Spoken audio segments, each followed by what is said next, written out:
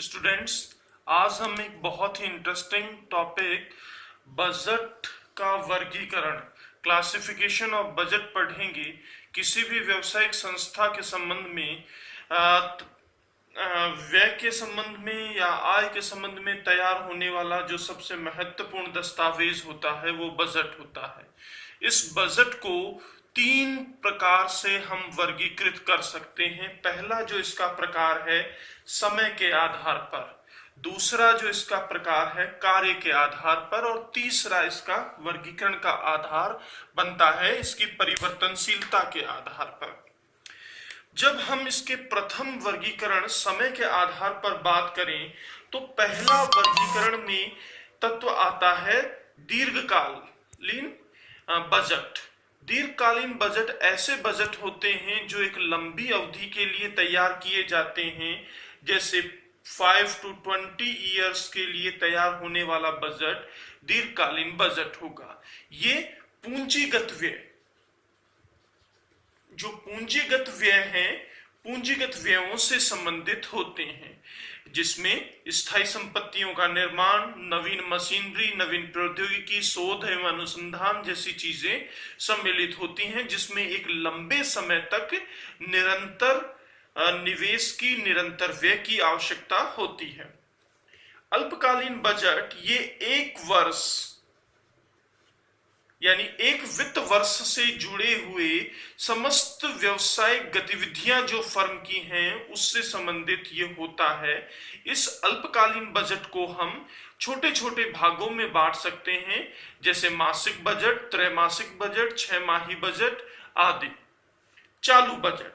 चालू बजट किसी वित्त वर्ष की विशेष घटना से संबंधित होता है, जिसमें हम किसी एक स्पेसिफिक चीज को लेकर के बजट तैयार करते हैं। ये हमारा बजट का पहला वर्गीकरण समय के आधार पर वर्गीकरण है। दूसरा वर्गीकरण कार्यों के आधार पर। कार्यों के आधार पर वर्गीकरण अगर हम करें तो बजट को दो भागों में बांट सकते हैं। पहले क्रियात्मक बजट होंगे और दूसरे मास्टर बजट होंगे।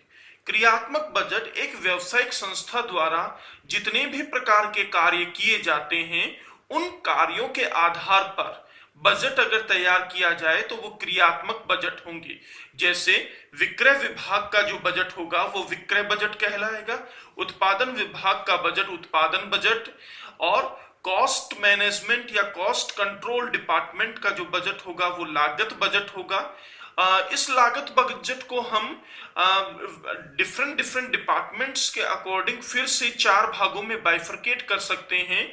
उत्पादन cost budget, administrative cost budget, selling and distribution cost budget and research and development cost budget. तो ये लागत 4 प्रकार से व्यवसाय में वर्गीकृत या विभाजित हो सकती है, जिसके आधार पर लागत को हम 4 हिस्सों में बांट सकते हैं। और अंतिम क्रियात्मक बजट है वित्तीय बजट। वित्तीय बजट में सबसे पहले वित्तीय व्यय जैसे ब्याज की अदायगी या अन्य जो वित्तीय व्यय हैं, उन वित्तीय व्ययों से संबंधित जो भी चीज है वो वित्तीय व्यय बजट में आएंगे। रोकड़ लेन देन, एक व्यवसाय के समस्त जो रोकड़ लेन देन है वो रोकड़ बजट के अंतर्गत आएंगे। जबकि यदि किसी व्यवसाय में स्थायी संपत्तियों का खरीद एवं बिक्री करनी है तो वो पूंजीगत व्यय बजट के अंतर्गत शामिल होंगे। कार्य के आधार पर वर्गीकरण में दूसरा वर्ग बनता है मास्टर बजट। जब हम इन सभी क्रियात्मक बजटों को सारांश रूप में प्रस्तुत करते हैं तो वो क्या हो जाता है, मास्टर बजट हो जाता है, जो किसी भी व्यावसायिक संस्था की पूरी पिक्चर को बताता है।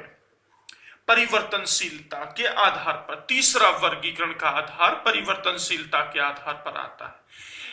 हालांकि बजट की विशेषता है कि ये सरलता पूर्वक परिवर्तित नहीं हो सकता, परंतु व्यवसाय में व्यवसाय की जरूरतों के आधार पर हम इसे सरलता पूर्वक परिवर्तित कर भी सकते हैं और उसको दृढ़ता से लागू भी कर सकते हैं। तो 2 आधार यहां पर निकल के आते हैं।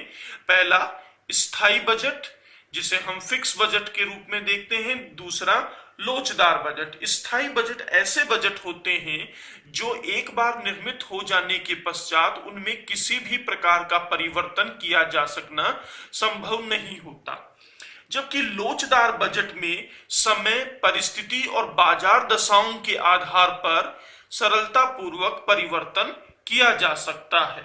तो ये आज हमने बजट वर्गीकरण को देखा, जहां पर 3 आधारों पर बजट का वर्गीकरण था।